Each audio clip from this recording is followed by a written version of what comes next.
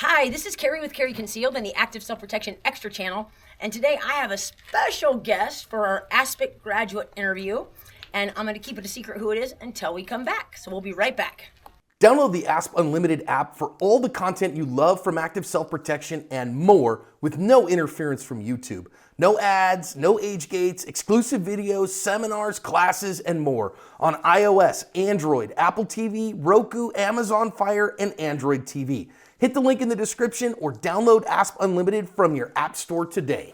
Welcome back. All right, so our special guest is Miss Cara, and Miss Cara is a graduate of ASPIC Cohort 5, who is definitely in the running for my second favorite cohort. No, come on. I mean, you guys are so close. I actually do wear your patch on my bag, so I don't wear anybody else's patch. So, all right, so ASPIC graduate interview. Tell us a little bit about yourself.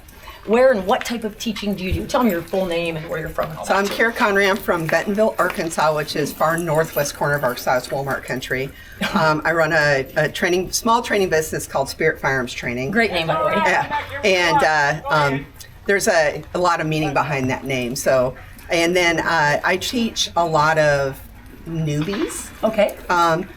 But it seems like our state went constitutional carry in August, or August last year. Okay. So it's been a lot more of doing intro classes than teaching like concealed carry. So, and I'm getting more and more people, not a lot, but more to come do like holster stuff. Good. And I work with our church security team. So that's kind of my give back to the church. Oh, so that's nice. I like it that you do that.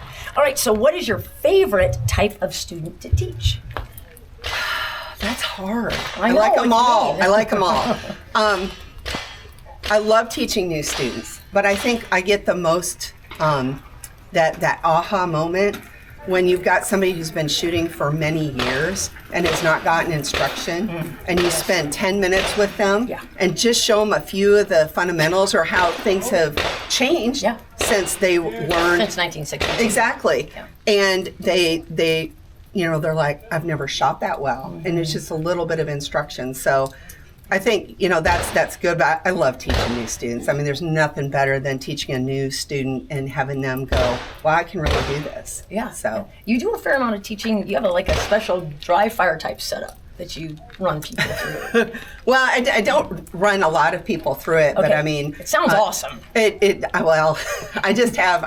love dry fire. I've always loved dry fire.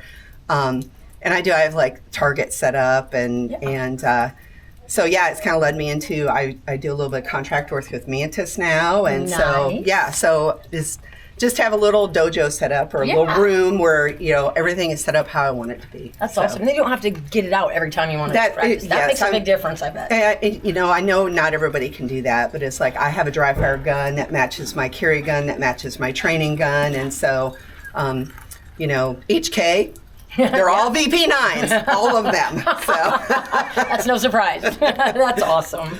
All right, what led you to consider ASPIC?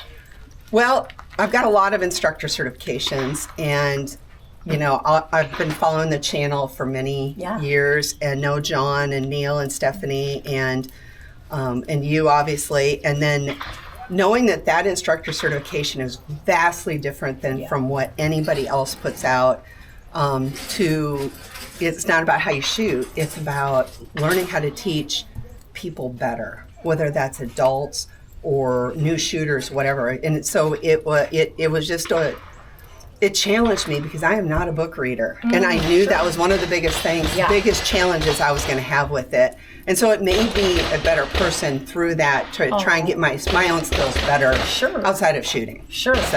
And you killed it. You crushed it in the class, that's for sure. Well, I appreciate it. No question about that. I loved watching all of your teach backs. You definitely have the heart of a teacher. There's no question. Well, I actually went to school to be a teacher. I didn't know that. Yes, I just never stepped foot in the public school. How did we not? Because I did too. So that's hilarious. Yes. Something new today. All right, what are your 3 favorite things about your ASPIC experience? I think one of them is networking. Okay. Just getting to know people in my cohort better and other cohorts, and getting opportunities to have speakers, that learning. Again, I think the big takeaway from it was my self-development, how I got better as not just an instructor, but as a person, because I learned some things about myself that maybe I need to get out of a narrow thinking and, Sure. and open We up all and have that. so yeah, and try to be more of a growth mindset. That's a hard thing to do. Yeah, yeah. And the third thing, again, it's just I guess I've already talked about the camaraderie, but I love that we got a lot of feedback. So even though you're not in person other than 3 days, Yeah. there was a lot of interaction and a lot of feedback and honest feedback. And that's all I ever want is honest feedback on Yeah. everything. So I think that's key is sometimes we don't want to hear that. And some instructors who teach instructor courses don't want to give it, but that's what we truly need to get better. Yeah, I feel the same way. Whenever a student has feedback for me, negative feedback is super Still helpful. feedback. Yeah, and I don't see it as negative. I see it as I just appreciate their willingness to help me grow and what I can do and how I can reach students and that growth mindset, that changing part. Gosh, that is so hard. It's hard. So It's so hard hard. to do. Yeah, oh, that's good stuff. All right, so what's different about your teaching from before you started the cohort until now? So it's been, 2 years since you finished? Yeah, I think 22. Yeah. So from before you started the ASPIC until now. I think prior to that, I was an overcoacher. Okay, which is easy to do. It's easy to do, and you keep trying to fix somebody and try this and do this, and especially as adults, we get overwhelmed quickly. Yeah. And so I think I learned that as adults, focus on one thing and let them learn it. So I continue to learn that. Like John taught a course up at the ASP conference a couple of weeks ago, and we didn't coach the students at all. And it was mind-blowing on how much they changed themselves. Yes. And so learning and doing that, and I've kind of been doing that since the cohort, but not to that level, but yet seeing that people can get where they want to be as long as you just kind of guide them there and don't hit them with 5 things to change. Yeah, absolutely. And it's hard to do because when I first started doing that, I feel it's a little bit more like parenting than actual teaching, because you're just asking, I'm just asking questions to help them get in the direction they want to go, but allowing them to discover on their own and explore on their own, which is hard sometimes because when you see them wrestle with something that you could just want to quickly answer. fix. You just want to answer and fix. Oh, yeah, exactly. Yeah. Well, and actually the funny thing is I even tell students, especially in Sniper Pistol, which we have coming up in a bit here, I tell them, listen, if you ask me a question and I ask you a question back and that irritates you and you're desperate for the answer, just let me know. Yeah. I will tell you. I'm not going to make you find it,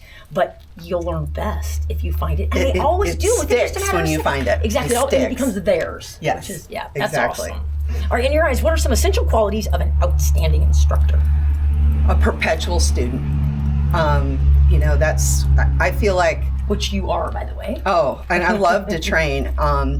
Because I feel like there's always something to learn. So even going to an instructor I've never, don't know who they are, I'm going to learn something. And there's always takeaways from that to bring to students. And so I think the worst thing we can do is just get starting teaching and then never go back and reassess or even modify classes based on something you've read or something you've seen. Constantly tweaking and massaging what I'm teaching. So I think being a perpetual student is very important to that process. Yeah. It's so true. Even folks at the higher level, it just came to mind, even folks that are like, what to me is like at the pinnacle, like they've been there, done that. They've been teaching for longer than I've been alive. Dr. William Lewinsky from Forsyth Institute is an example. Miss Steph and Mr. John and I are doing that advanced Forsyth class. And just last week, we just finished the ASP conference, and the topic of the call was gaze or vision. And so he wanted to hear from us and ask us questions. And so I was a little bit nervous to even talk about gaze action coupling because I don't even feel like I have a complete full grasp of it. Yes, I've read Joan Vickers' book and other things as well, and we're doing that as part of the class, but I didn't feel like I had a good grasp of it, but I really wanted to introduce the principle of it to my students at the conference. So I was like, let's just try it. And no matter how miserably it feels, and it only takes 10 or 15 minutes, but it was shocking to see them get it and understand it very quickly. And I told, so anyway, I shared that because we had a small breakout session, and Dr. Lewinsky was very kind to me about the whole thing. And I still have a long way to go as far as explaining it.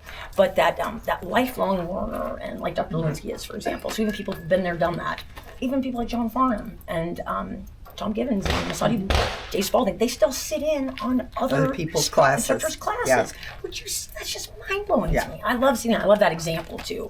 You're definitely an example of that as well. Well, and that's why I love, even when I can't take a class, at conference, AI in people's classes, because I get just as much out of it than being behind the gun. Oh, that's so true. I told Mr. AJ Zito after this conference last year that I was going to pay to take his class, but I was just going to do it as an observer. Right. Because sometimes I learn more just being able to observe and not having to. So we got that in common. All right, what's next for you in your instructor journey? Oh my goodness. I think what I'm trying to figure out what my next stuff is. Like I said, it is maybe I've been looking at some different pistol optic instructor courses. Yeah.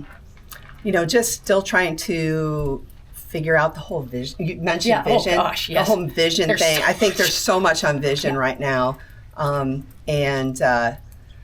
I just, trying to figure out who I'm going to train with next year. I haven't figured that list out yet. So. Let me know when you figure it out. We'll meet up. And there's way too many. There are too many, and not enough money to go around either. No. Man, if I had an unlimited budget, of course I'd never be home then. But I would never be home. Never. So. All right, last question is, what rabbit hole or passion are you chasing now, or what are you enjoying and looking forward to? I like the vision thing, but also one thing I've been working on, especially with my church security people, is, and even myself, when I do my dry fire, I got so used to going off the beep. But we are slower on visual cues than we are audible. And so I'm really working on how do we get audible or visual cues to students. And so and how do we do it in our dry fire? That's what I want to figure out. Well, there's ways to do it in the dry fire with the Mantis product. Okay. So those are it's there. I think people we've got to explain to people how to use it. Okay. I agree with that. I totally agree. But I'm putting together a live fire class for our armed women. We have a state shoot, and one of the things we're using is dummies with clothes on. But how do I give them, was working on giving them a visual signal to say it's time to go, or it's time to use OC spray, or it's time to walk away, instead of, a beep. Yeah. So that's kind of what I'm working on, is how do we perfect that process? I've seen instructors use lasers. I'm running down a rabbit hole with that one to try and figure it out. So I can't wait to connect with you after you've had more time to think about it too, because that's good stuff to be thinking about, because in a gunfight or any type of fight or use of force situation, let's hope it never gets to a fight, but it's not most likely, there's not going to be a beep. Right. It's there'll be something similar to a beep, right? But it's may not be audible. And the science tells us we are slower to process visually than we are audibly. Yep. And so it'd be one thing if it was reversed, but since it's slower, it's like I got to figure that out. And train that. And myelinate that in. Yeah, absolutely. Well, it's been a pleasure to visit with you. Thanks for doing this interview. Absolutely. And you want to tell them where to catch you? You can check me out at www.spiritfirearmstraining.com or Spirit Firearms Training on Facebook. Awesome. All right. Thanks, Ms. Cara. Thank you.